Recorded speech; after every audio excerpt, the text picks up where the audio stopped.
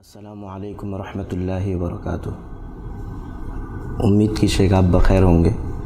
شیخ کچھ سوالات تھے ہماری جانب سے۔ شیخ پہلا سوال یہ کہ کل 22 جنوری ہے، ہم سب جانتے ہیں کہ رام مندر کا افتتاح ہو رہا ہے۔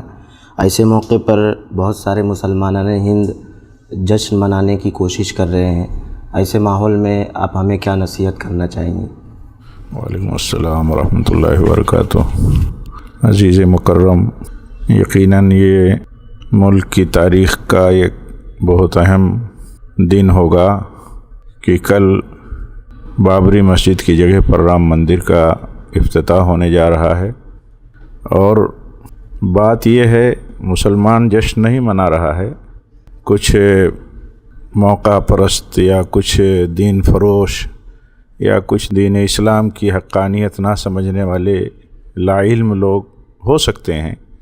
اصل تو جشن فتح کی طرح ملک کے ہمارے اکثر برادران وطن ہندو بھائی منا رہے ہیں، اور اس ڈھنگ سے منا رہے ہیں کہ جیسے ان کو مسلم کمیونٹی کو ایک طرح سے نیچا دکھانا ہے، جبکہ یہ ہونا نہیں چاہیے۔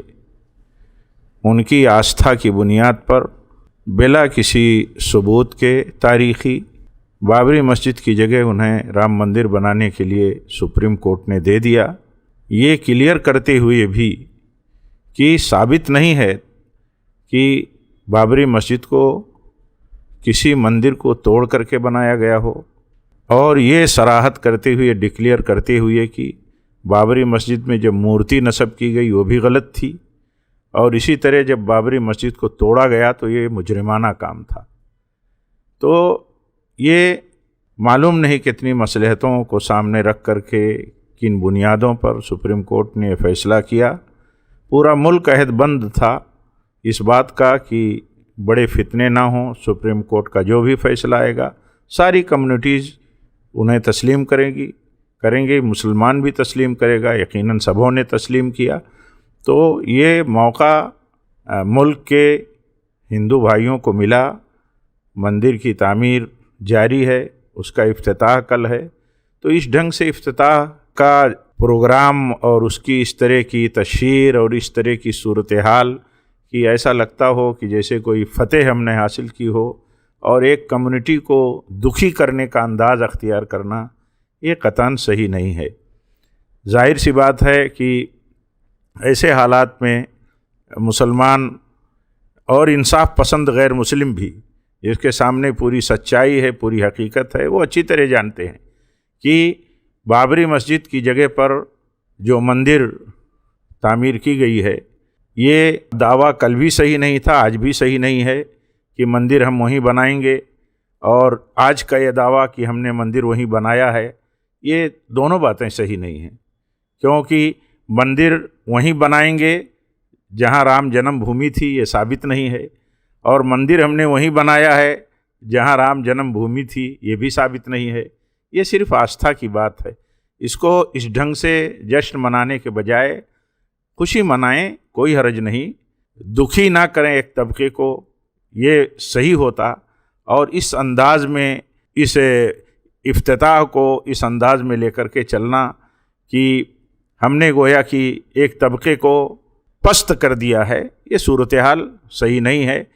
اس لیے اس کا خیال رکھنا چاہیے، اور جو لوگ مسلمانوں میں اس طرح کی صورتحال پہ جا رہے ہیں، یہ بھی ہمارے لیے کوئی مایوس کن بات نہیں ہے۔ اگر امت کے سامنے، اسلامیان ہند کے سامنے اسلامی تاریخ ہے، تو اکا دکا لوگ، چند لوگ تو دور نبوت میں اور خلافت راشدہ کے دور میں بھی ارتداد کی راہ پر گئے تھے۔ تو یہ ہمارے لیے مایوسی کی بات نہیں ہے، بلکہ ہمارے لیے ایک سبق ہے کہ اس طرح کے حالات میں دنیا پسند لوگ، موقع پرست لوگ، جاہل لوگ، دین سے لا علم لوگ اس طرح کی راہ پر چلے جاتے ہیں۔ اس لیے یہ حقیقت ہم سب کے سامنے رہنی چاہیے۔ جزاکم اللہ خیراً شیخ دوسرا سوال یہ ہے کہ کچھ مسلمان ایسے ہیں جو گنگا جمنی تہذیب کے نام پر جو کل مندر کا افتتاح ہوگا اس میں شرکت کی دعوت دے رہے ہیں، اور اسی طرح دیا کے پرچار پر بھی لوگوں کو ابھار رہے ہیں کہ دیا جلایا جائے، اس سلسلے میں شیخ اسلامی تعلیمات کیا ہیں بالخصوص ایسے پرفتن ماحول میں؟ گنگا جمنی تہذیب یہ یہاں اپنے وطن عزیز بھارت میں یہ کوئی لفظ صحیح نہیں ہے، یہ لفظ صحیح نہیں ہے۔ گنگا جمنی تہذیب کوئی غیر مسلموں کی تہذیب ہو سکتی ہے، یہاں اسلامی تہذیب بھی ہے، یہاں ہندو تہذیب بھی ہے، کلچر بھی ہے، تو گنگا جمنی تہذیب کی باتیں کرنا یہ صحیح نہیں ہے۔ یعنی گویا کہ ایک کلچر ہے، ایک ثقافت ہے، ملک میں بہت ساری کمیونٹی کے لوگ ہیں، بہت سارے کلچر اور تہذیبیں ہیں، کوئی گنگا جمنی تہذیب ہی نہیں ہے۔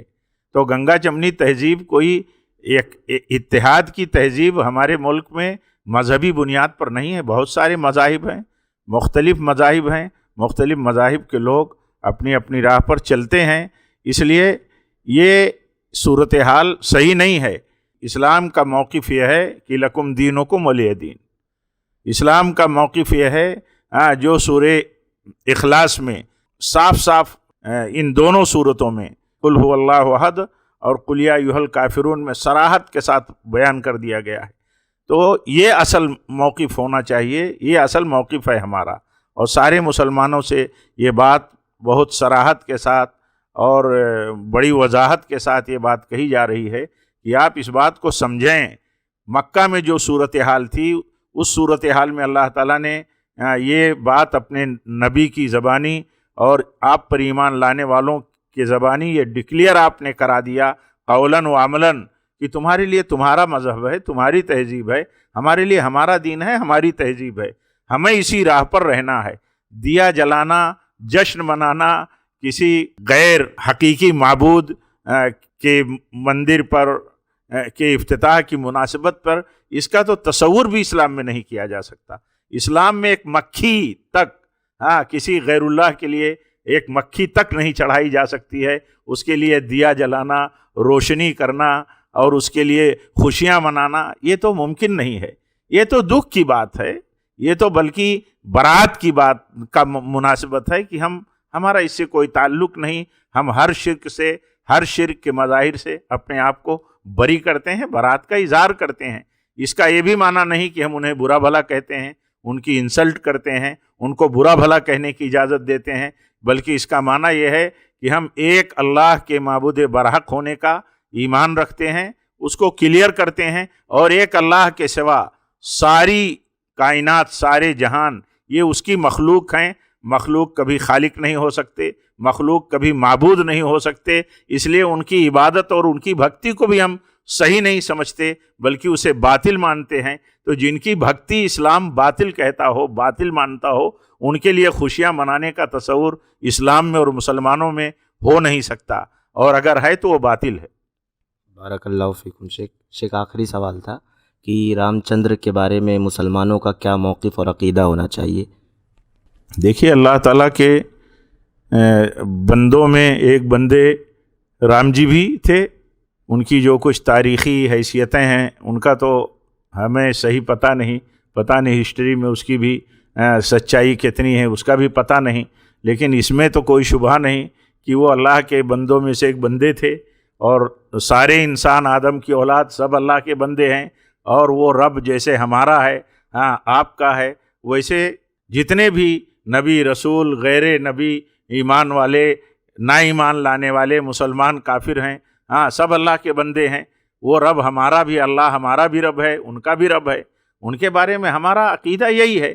ان کے بارے میں اگر کوئی نبی اور رسول کا جیسے کچھ لوگوں نے دعوے داریاں کر دی، مسلمانوں میں بھی معلوم نہیں ان کی کیا مصلحتیں ہو سکتی ہیں، ہمیں تو پتہ بھی نہیں، اور ہمیں کیسے پتہ چلے گا جب تک کہ اللہ اور اس کے رسول نے کسی کے تعلق سے یہ نہ طے کر دیا ہو کہ وہ اللہ کے رسول تھے، اللہ کے نبی تھے، تب تک ہم انہیں اللہ کا رسول اور نبی نہیں مان سکتے۔